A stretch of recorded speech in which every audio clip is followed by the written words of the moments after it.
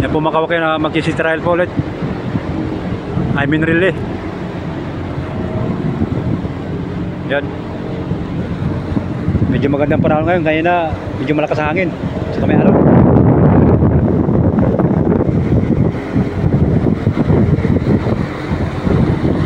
Larga 44.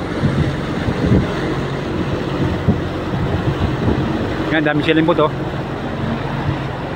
Marami pa mga turista ngayon. Ayan o, dami.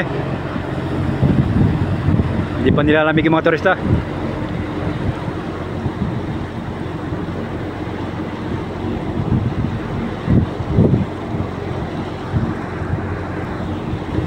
Sisitry ulit, balik daw yung langis.